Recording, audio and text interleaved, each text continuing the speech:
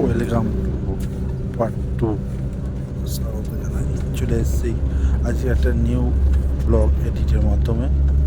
আমরা এখন আছি হচ্ছে তারকেশ্বর টু দীঘা, ঠিক আছে। এসি বাস, এটা ভাড়া হচ্ছে ওটা মাথা পিছু 380। খুব সুন্দর কন্ডিশনের বাস, পুশব্যাক সিট, আরামদায়ক, ফুল এসি, এয়ার কন্ডিশনও ভালো, খুব কমফোর্টেবল জার্নি। কোনোরকম জার্নি মনেই হচ্ছে না। আমাদের পিছনের দিকে সিট ছিল 52, 53, 54 আর 45, 46, ঠিক আছে। এই দেখুন মাথার উপরে এসি করা আছে, লাইট আছে, ওপরটা পাঙ্কার আছে, আর হচ্ছে গাড়ির চারদিকটা পর্দা দিয়ে ঘেরা আছে, ঠিক আছে, যাতে না বাইরের আলো ভিতরে প্রবেশ করতে পারে। তাহলে এবার গরম হবে, এসি অতটা ঠান্ডা হবে না, নিশ্চয়ই আপনারা সবাই জানেন। আর আপনারা দীঘা যেতে হলে তারকেশ্বর থেকে যাবেন। তারা কী করবেন, তারকেশ্বর থেকে 3টে বাস চলে, একটা হচ্ছে 4:45, 5:15, 5:45, 3টে বাস চলে, ঠিক আছে। 3টে বাসের ভাড়া 3 রকম।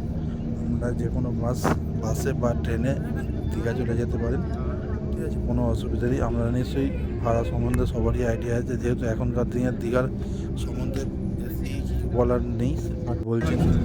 আমরা যে বাসটা গিয়েছি এই বাসটা ভাড়া হচ্ছে 380 টাকা ভাড়া, ঠিক আছে। এখন বাসের মধ্যে আছি, বাসের মধ্যে থেকে বাইরে থেকে কোলাঘাটটা সুন্দর লাগছে, ঠিক আছে। বেড়াতে যাচ্ছি মানে তো সবাই বুঝতে পারছেন, মানে বেড়াতে যাওয়া মানে আপনাদেরকে তো আর বলতে হবে না। এক পায়ে খাড়া, যারা যারা বেড়াতে যাবেন সবাই এক পায়ে খাড়া, ঠিক আছে। বাট আর আমি বারবার একই জায়গাতেই যাই, সমুদ্র, ঠিক আছে। আমার সমুদ্র ফেভারিট।